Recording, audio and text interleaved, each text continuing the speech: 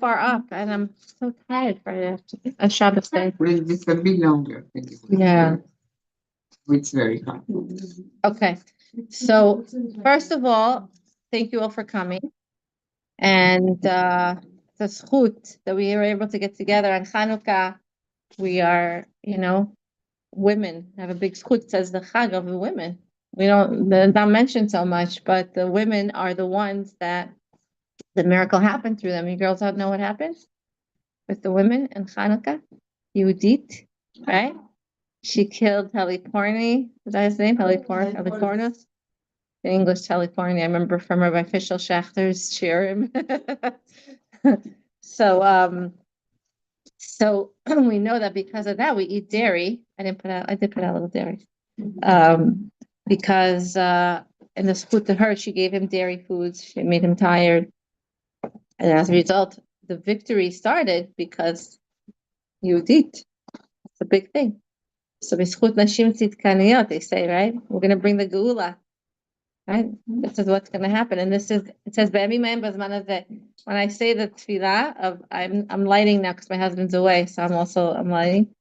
So I'm saying the brachot. So שעשה ניסים לאבותינו בימים ההם בזמן הזה.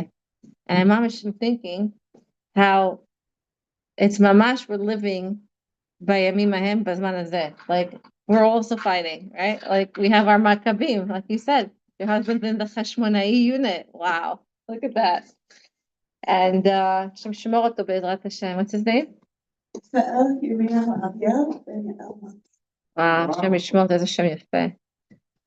And all his unit and all the men that are serving, Mamash, Hashem should protect them, bring our soldiers home, Shalom be'ezrat Hashem, and all Chatufim home. So this is a big inyan that we're lighting now. We're living history. We're mamash living history. We are the women, and we are leading the force because it says that the women, they're the ones who are supporting their husbands, right? To go out to war.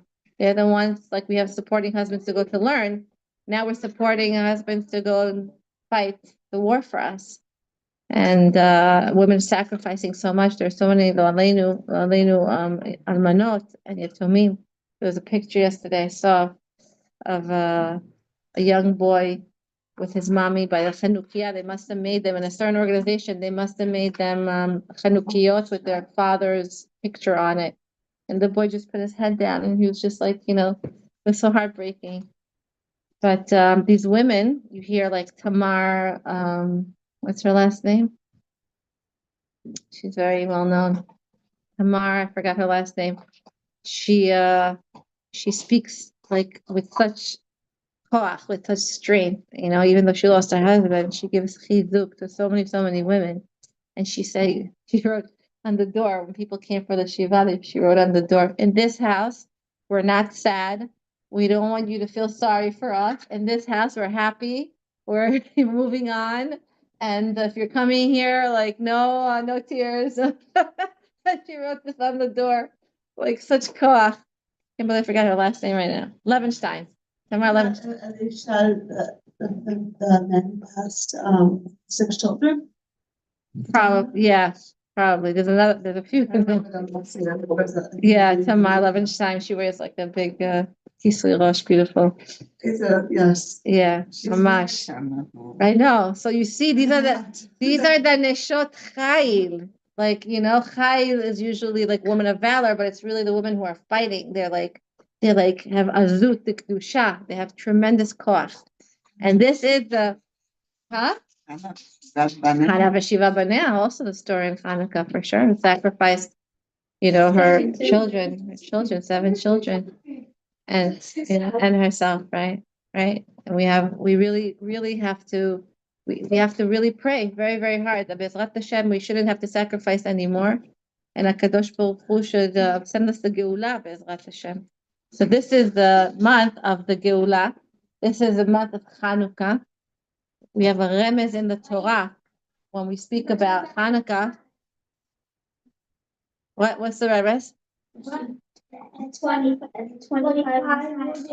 It's the Very good. Where is that? Parshat Masai?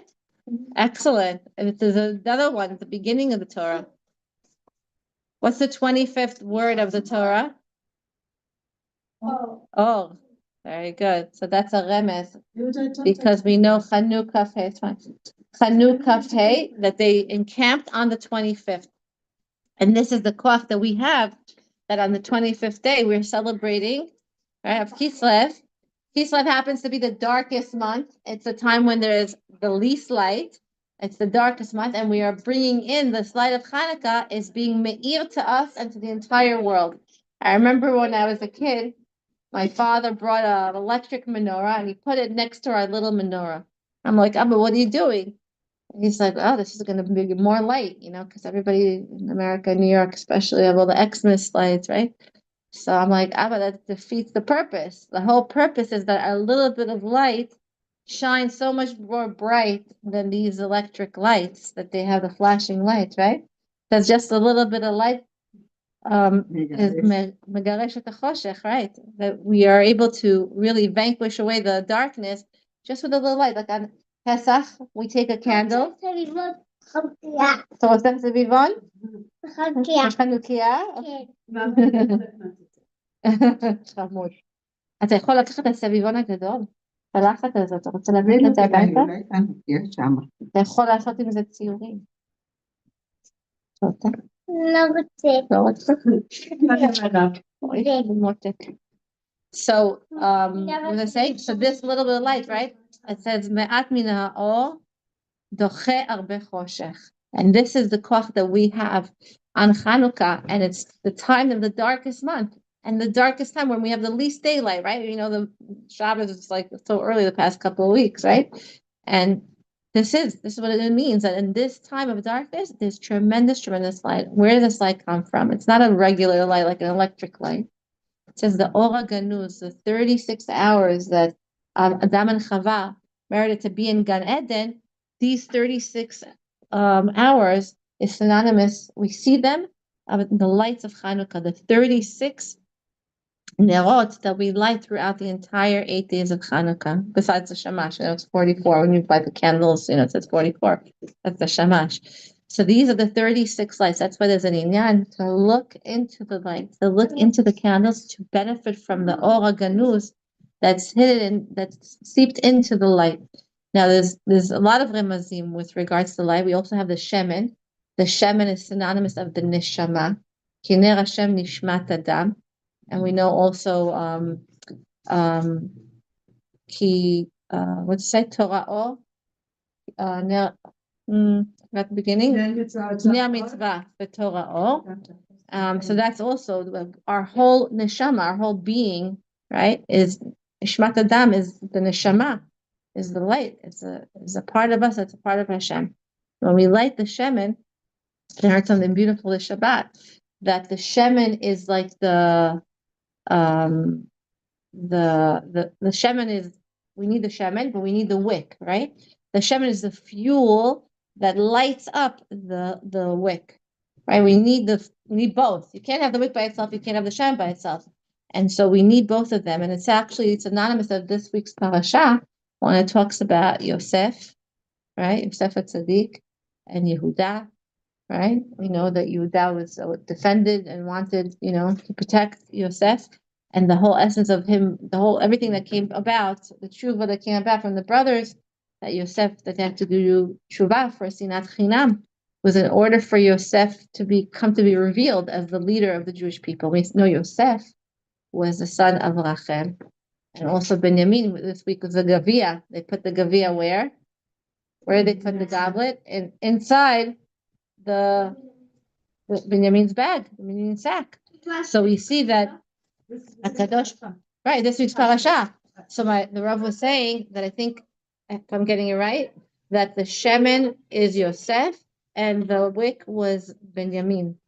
That we needed the malchut had to become whole, to become one, in a sense, in order for Hashem to reveal Himself. And there's chesed and rachamim, and there's din. There's two aspects, and that had to come. And din. Din and rachamim. There's malchut. So Yosef had to be like the letter of the law, and Benjamin is for chesed rachamim, and that's why the two of them were mentioned in this week's parasha, which always comes out during the days of Chanukah, so that the malchut should be whole. And this is what we want, that B'ezrat Hashem, in the time of the Geula, that we'll be able to go. It says that Yosef is, maybe it's Yerushalayim, I mentioned. It was Yehuda and Benjamin. Yehuda was the one that fent for him. That Yehuda is Yerushalayim and Benjamin is Zion. So we need both. You just do it on a plate. Yeah, thank you. So we see that this is what had to come about, that the malchut now has to be revealed, and we see it happening now, right? The fight is always for Yerushalayim. The fight's always like, they think that Yerushalayim is their place, and they want to conquer Eretz Yisrael. And it says that Yerushalayim at the end of days is going to be called after, and Hashem's malchut is going to be revealed in the world.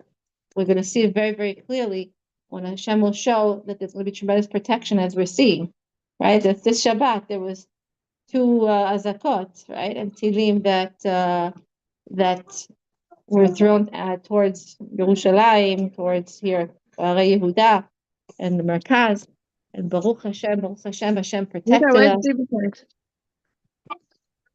Somebody join. How are you?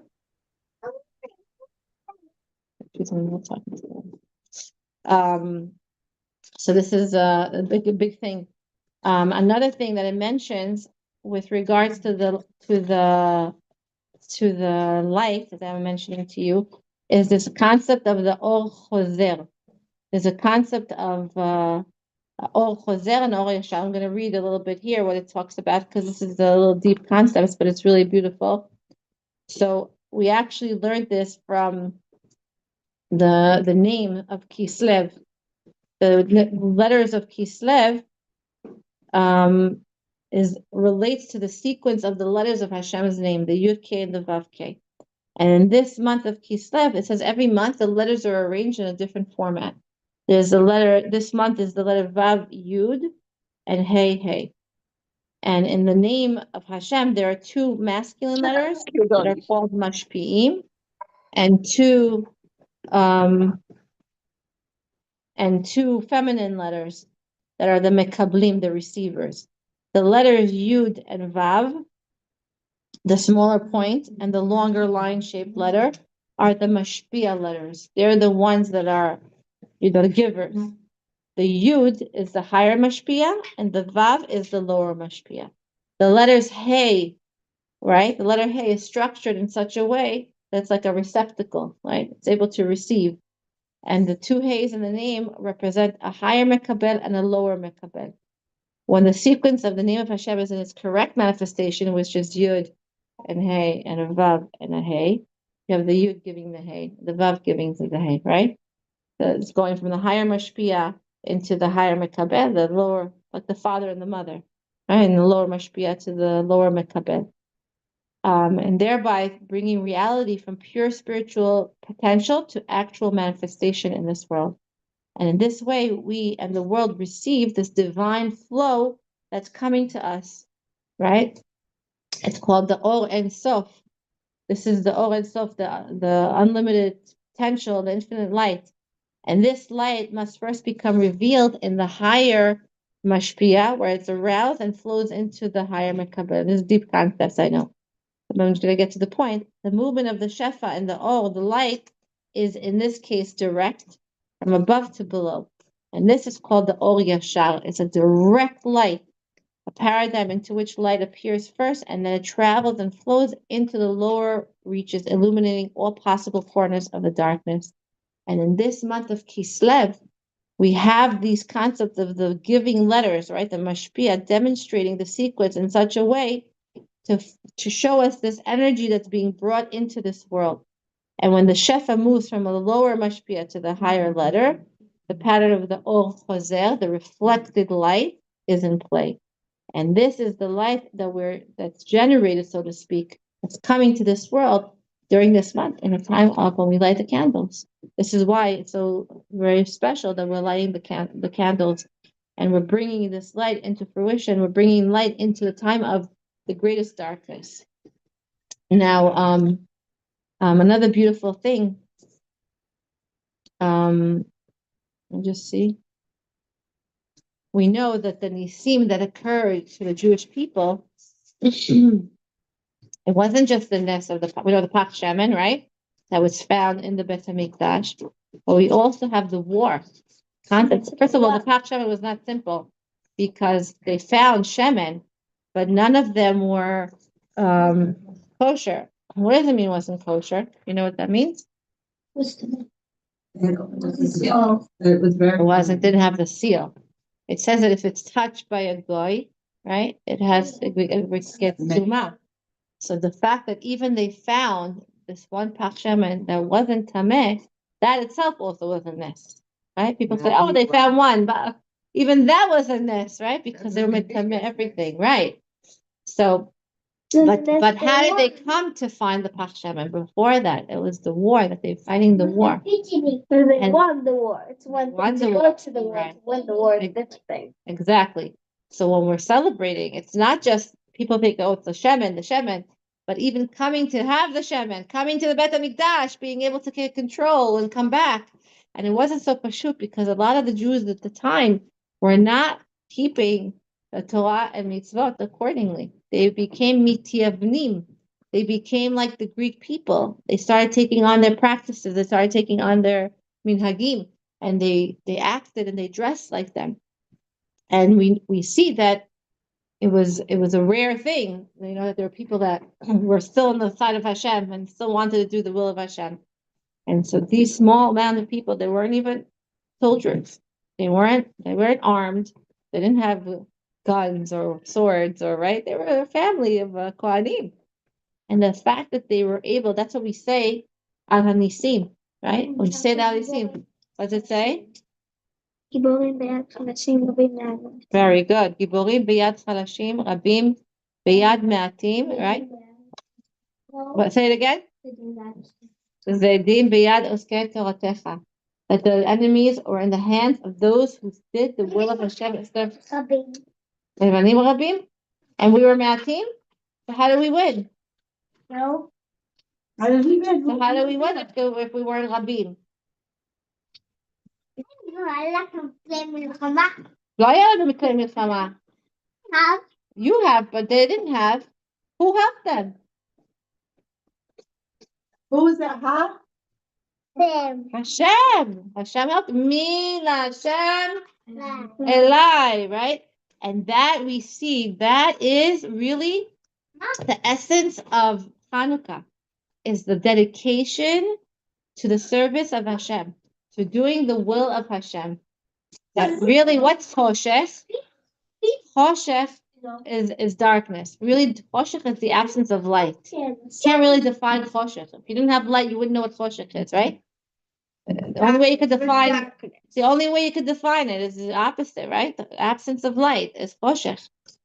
In our life, we also have Choshech, but it's not necessarily just a Choshech of terms of light and darkness. Choshech is synonymous of Galut.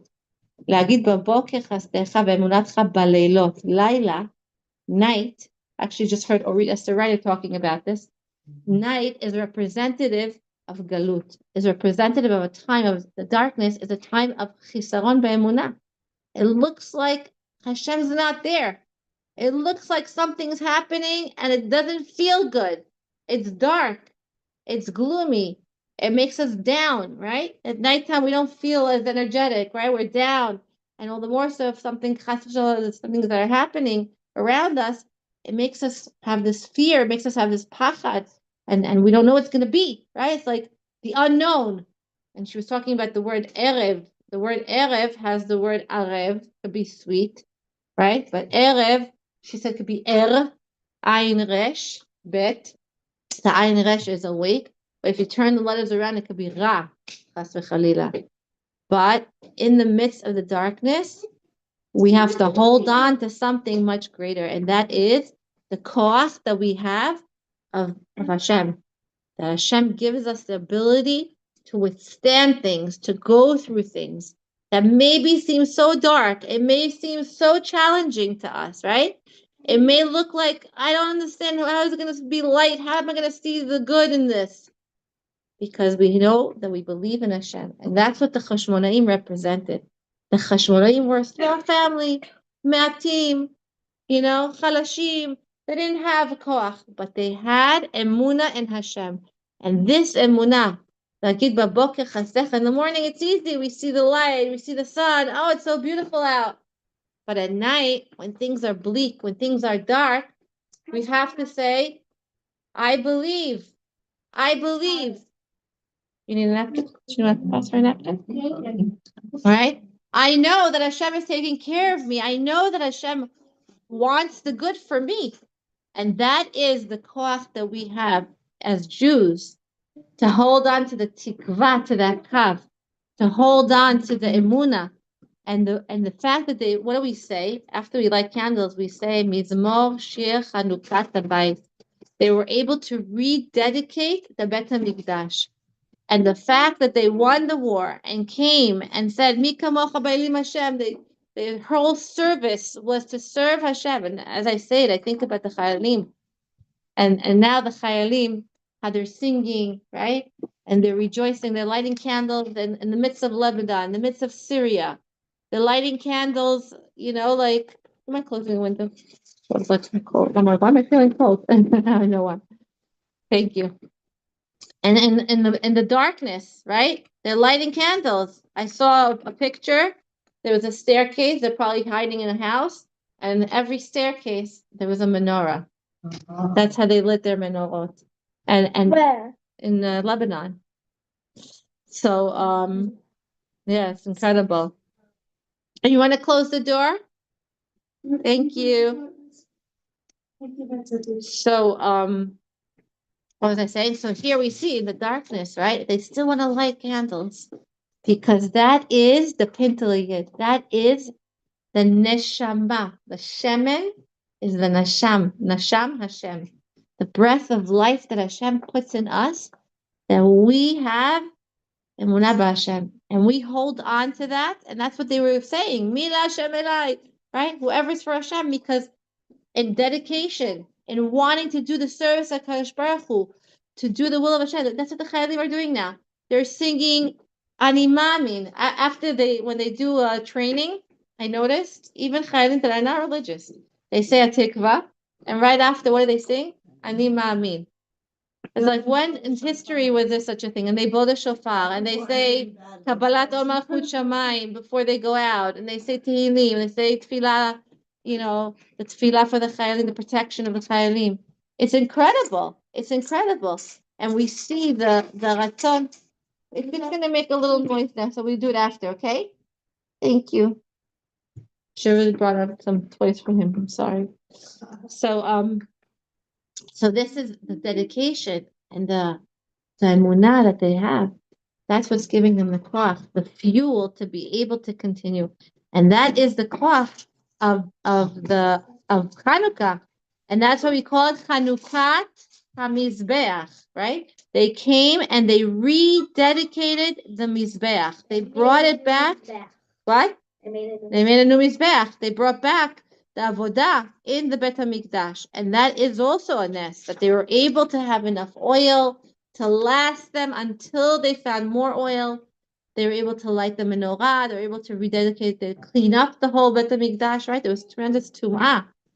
And it's not so pashut because you have to use the bathroom, I think.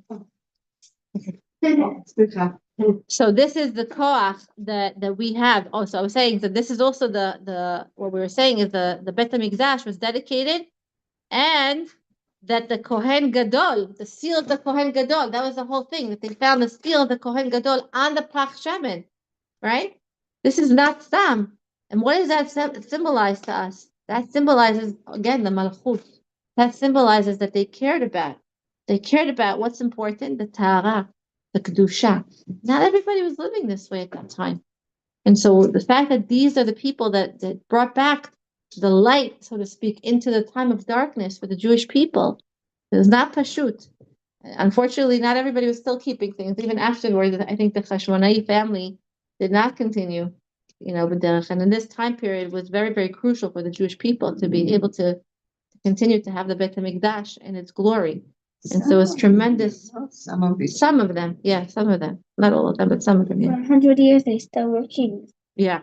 When they, You know your history. You're good. What grade are you in? only in the fourth grade. Really? Wow. Which You grade? look like you're older. Fourth grade. You look older. So this is what we learned. This is the bitachon. By the way, the word kislev comes from the word salim or kisli, is my hope, my trust in Hashem. Right?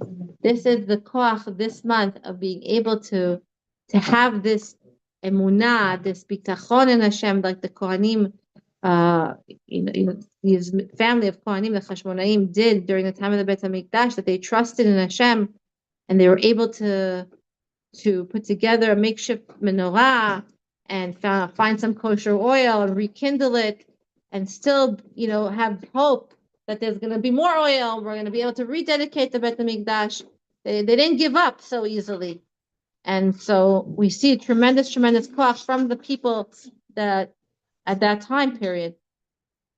By the way, there's also a hint in Parashat Ba'alotcha that Chanukah is going to be one of the chagim that's going to be celebrated throughout the generations. Chanukah and Purim, we know, right, are the two chagim that we're going to continue keeping even in time of the Geulah.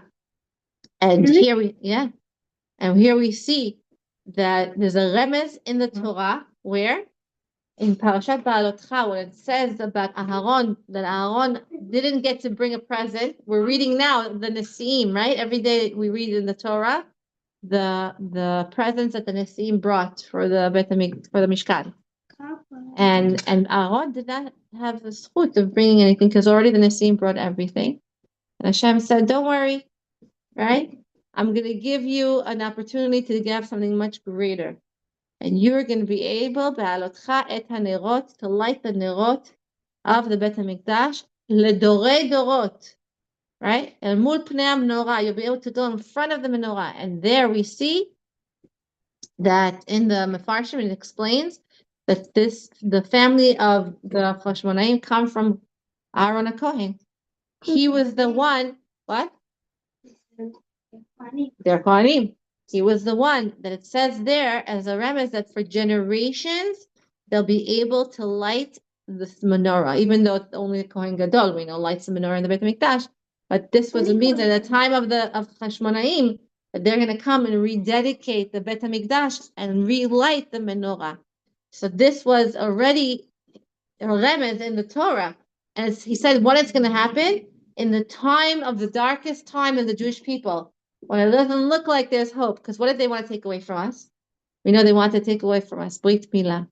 They want to take away Shabbat. Take our bodies and our. Wow, she's really good. She knows it. What? Bodies and the neshama. The body and the neshama. Excellent. They want to take away Brit Milah. They want to take away Shabbat, Chagim, right? They didn't want us to keep the things that connect to our neshamas, exactly, right?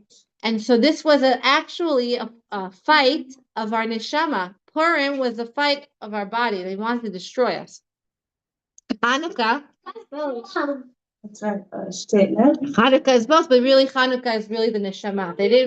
They were into the body. They wanted us to be like them and to serve the body, that the body is so beautiful.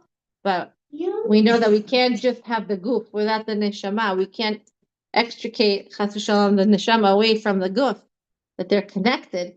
And so the Jews still kept secretly, right, these mitzvot that connected them to the Borei Olam.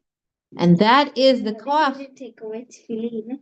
Right. Yes, they did. Right. That's the koach of the Jewish people during the time of Chanukah. And that was also a miracle. But they didn't bend down to the Hellenistic culture in the time of the Yevanim. And it's really, as a result of this koach of the Chashmonaim, of this family of Kohanim, that they kept their trust and they brought tremendous light, like we said, Kislev, which means trust and hope, that, that's what was brought into the world. There's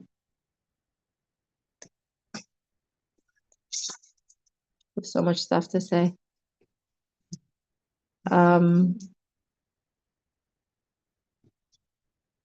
love his books. Or Pinson, you know Pinson, Rudolph Pinson. He's a book. He has every book every month. He has a book on every month. Yeah, and I never get to finish the whole thing. There's so much stuff. No, it's different. It's more like deeper stuff than Sefer Todah. Okay, let's just say one more thing.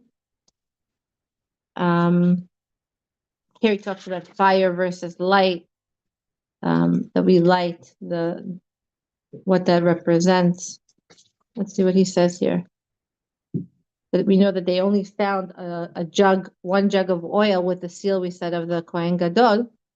It contained sufficient oil only for 1 day's lighting, but a miracle occurred and they lit with that oil for 8 days. 8 is also, we said shemen, right? And then we have shmone. Shmone is the same otiyot as shemen. The eight is lemala min hateva. Right? This world is created with 7 days, and the eighth is lemala min hateva. 7 is the nature, right? The teva. And 8 is already beyond. Okay. But the teva is not a teva, it's a nes. Right, exactly. Lemala min hateva, whatever is nature is really nature from through Hashem's hand, right? We don't call it nature. They call it Mother Nature. We believe it's Hashem. But still, Hashem created the system of the world, right? We know there's 6 days of creation, the 7th day we rest. The 8th, we know, is also Brit Milah. Brit is on the 8th day. The nes happens that the baby's able to have a Brit Milah. If he has a Brit Milah on the 7th or 6th day, Chas V'Chalila, it could cause him death. Now the blood is able to, what's called coagulate on the 8th day, right? That he's able to heal, the body is able to heal itself. So it's tremendous koach. So this is the shmone, right? So he actually asked the question, why do we consider all 8 nights to be nights of miracles and not just 7? Because they have enough oil for the first night. It would seem, if basing one's counting on the oil itself, that the first night was not a miracle, as there was enough oil for the first night. So firstly, we said already one answer. The fact that they even found this one, right? One jug that was enough and that was kosher to light even for that day, that was already a nes. And it says normally for fire to exist, it needs to consume oil, wick, or any object. To produce light, it has to destroy. Its life is dependent on the consumption of or annihilation of another entity. Yet there's a higher form of all, a heavenly light that brings warmth, illumination without the need to consume anything. It was this light that became revealed on Chanukah. It wasn't a light that was ochel, right? It wasn't consuming. It was a light that revealed. And for 8 nights of Hanukkah, mysterious higher fire burned brightly on the menorah without devouring a wick or without consuming the oil. What happens when you put oil into the cup and you put the wick? The wick, and you light the flame, right? You light the fire, and the fire slowly eats up the little bit of the wick with the oil until there's no more wick left, even though you have the wick inside the metal, right? It won't burn anymore because there's nothing left on top. So that's what it's saying here. That how could it be that this continuously lit and brought light, a higher fire burned brightly on the menorah without devouring the wick, without consuming the oil. In other words, the miracle was in the oil. It was actually the light or the fire itself, and not in the oil, which is the kli, the vessel. The miracle was not in a small amount of oil burning for 8 days, nor a miraculous new oil appearing in the jug or in the menorah. The miracle was in the light. It was the fire itself. This is brought down Likutei Sichot in the Rabbi Milubavitch. This miraculous higher light and the fire is what burned on all 8 long nights. It was the Or HaGanuz, the hidden light of creation, the 36 lights of Gan Eden. And this is the Or that continues to be revealed on all 8 days of Hanukkah in every generation, in every era. And another thing he tells us here, when we talk about the flame of the fire, the Ptilah, the Zohar teaches within the flame itself, there are 2 kinds of light. You guys know this? There's two lights. One is white and luminous, and the other is black or blue. If you look inside a candle, you'll see like black or blue, right? The black or blue light is underneath, the white light is the higher of the two, and it rises steadily up. You'll see always there's like the hila, the brightness on top of the flame, right? You'll see it on top. And inside is dark. So the black or blue is underneath the white light, which rests on the black or blue as on a pedestal, as if it's like holding itself up. The two lights are inseparably connected. The white resting upon and enthroned upon the black. The blue or black base is in turn attached to something beneath, which is the wick, right? The wick is holding this dark light, which keeps it aflame and impels it to cling to the white light above. Because if you don't have the oil underneath, you don't have energy to feed that light and to make it shine. So the lower light always consumes anything under it or anything brought in contact with it, for such is in nature, to be a source of destruction and decay. Because fire destroys usually. But the white light, which is above it, it never consumes, nor does it destroy or change. It never changes. Its white light stays bright. And here he says the main differences between the lower light and the higher light is that one, the lower light continuously fluctuates and it changes colors, whereas the higher light is constant. And the other difference is that the lower fire needs to consume and destroy in order to exist, and the higher light does not. So within the flame, the lower fire is the denser and the darker, and fluctuates between red and blue, which represents the natural unfolding of this world. It represents this world, the physical world. And the realm of existence, life feeds off of death, right? That's an essence.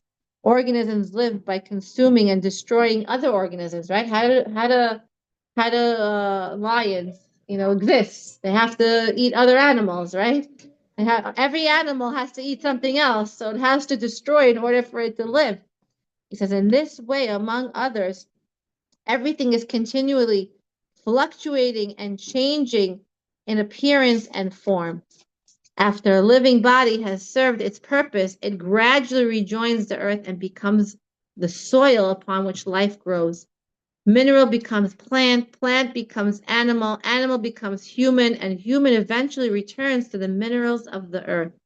Right? We know Tchiyat HaMetim.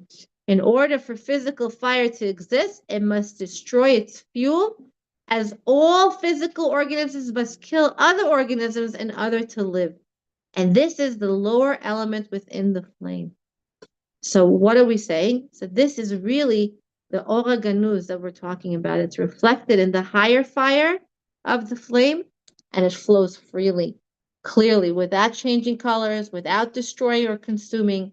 It's entirely independent and self-sufficient. That's why they say to look at continue to look at the Nerot, to be able to see the Ora Ganuz, right? To be able to tap into this existential light that's representative of who we are. Because when you put water and oil together, oil is the fuel, we said. What happens? The oil will always rise, right?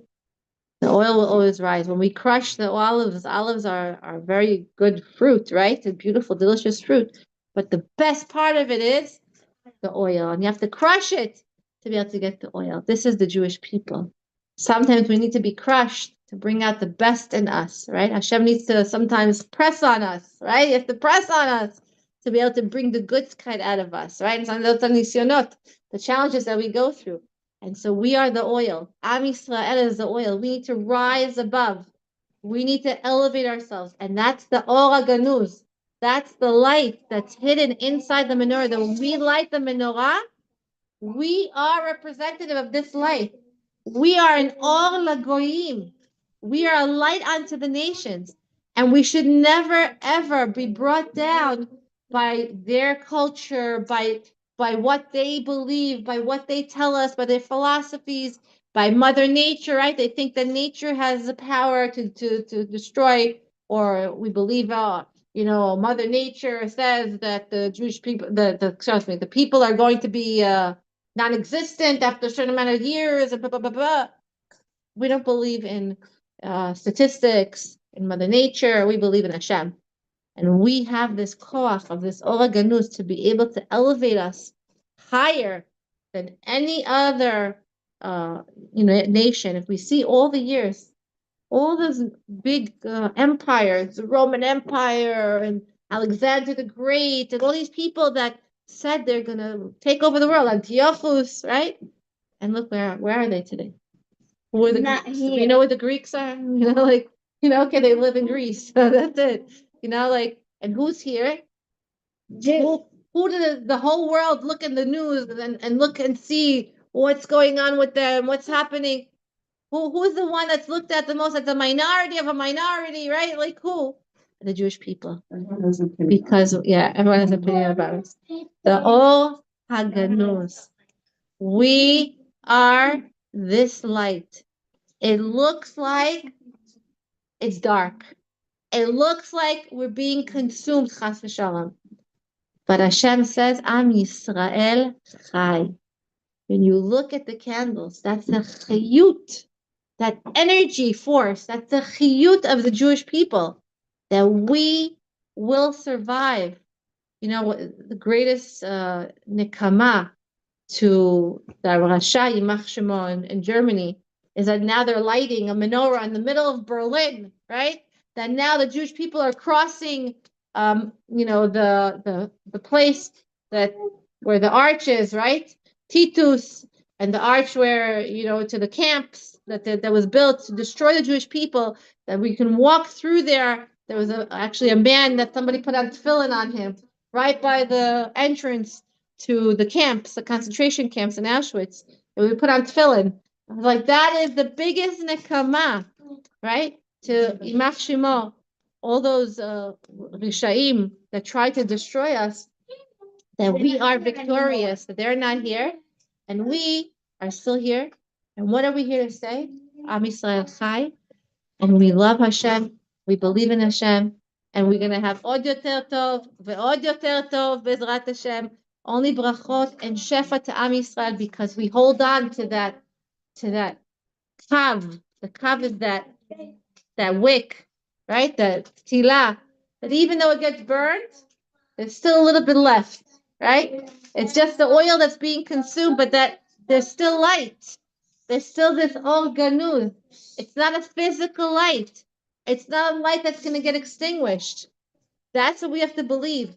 That when things also in our life look like they're bleak, they're dark, they're being consumed, it's like, how am I going to get out of this mess, right?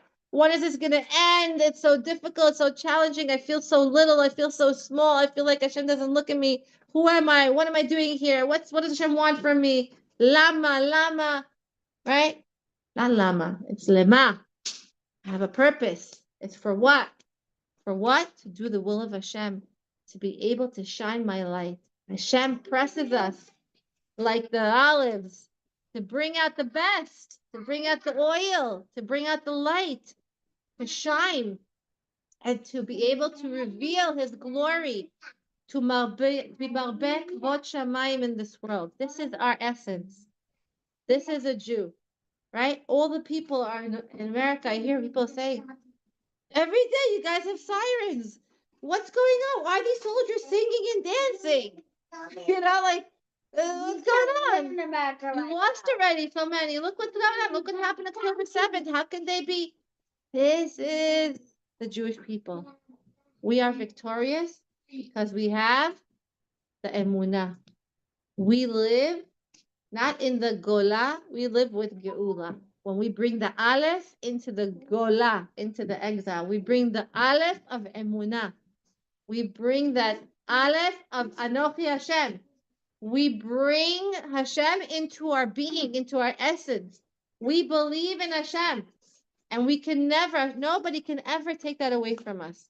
And in the schut of this Chanukah, may we merit the true victory to the Jewish people, right? That we should see the revelation of Malchut Hashem be revealed in this world. This month, בקרוב, בעזרת Hashem. It's not over yet. It's not yet Tevet. Tevet will bring us Tovot.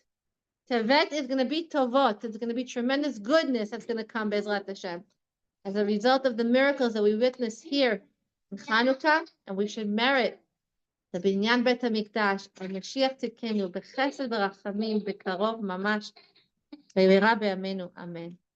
Thank you so much. Two extraordinary examples of what's about this life. What? A woman of valor. נשות ישראל שחיים. ומי את גם אשת חיים. צדיקה. Thank you for coming. Thank you all for being here. Hadassah, how are you? Thank you, but I would like to help you to clean up. No, don't worry about it. I can't hear you. You're not allowed to speak to that.